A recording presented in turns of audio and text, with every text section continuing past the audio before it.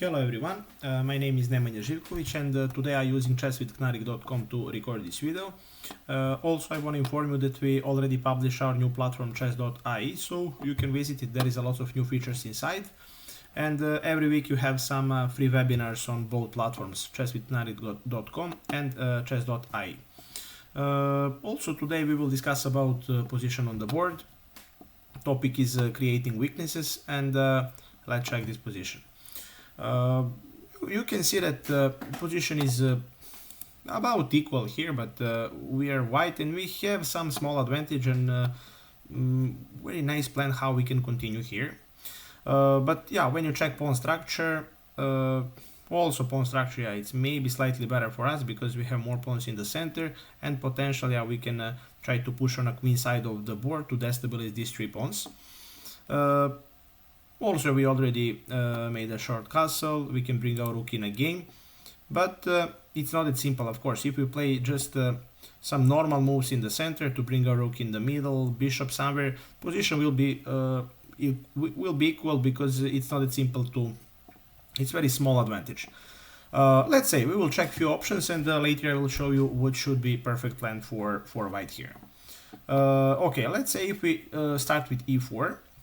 Yeah, first of all, I want to tell you, in this type of positions, when we have fianchetto bishop on g2, especially this light square bishop, our bishop is not that strong right now because they have very solid pawn structure against our bishop on a queen side of the board. So these two pawns very well restrict this bishop on g2, and right now our bishop is not as strong. Control is long diagonal, but his pawns are very solid there, and we cannot do anything more if we just start to play in the center. And also, of course, if we grab space in the middle with e4, first of all we close our bishop. Of course, we will try to play f4 and then e5, but after this move, to be honest, they can maybe develop bishop on b6. Later, bishop goes to e6, and if we start to push in the center, knight goes to d7, and he will develop all the pieces. Short castle, rooks in a game, and also after bishop c4, maybe potential bishop to e6, bishop c4, his position will be fine. So e4 is not perfect option right now to grab some space in the middle. If we play, let's say, a rook to d1 or maybe bishop g5, also the same thing. So short castle, and you just need 2 or 3 moves to develop all the pieces on the board, and it's not that simple when they start to something like this, maybe bishop in a game, bishop e6 or bishop f5, it depends about the position, and later just rooks in a game. After some trades, position will be about equal, and we don't have any advantage. So in this position, best option for white is to play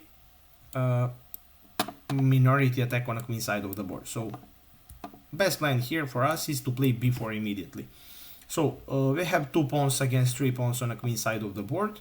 What to do? Minority attack is very solid option here. Why? Because after that, when we play, let's say, b4, our threat is b5. We want to open up that side of the board, and then our light square bishop becomes very strong. So that's the whole idea, because as I told you, his pawns right now are very solid against your bishop. And if we play b4, b5, or of course they can play maybe a6, we can develop our piece, and after a short castle, we will continue with our plan to play a4. And when they, play something, then b5, and after some trade, so we destabilize this pawn chain. After pawn capture, takes. Okay, maybe rook takes. Right now, when they capture here, we will just recapture with the knight, and this pawn will be very weak, and it's not that simple for him to control that pawn.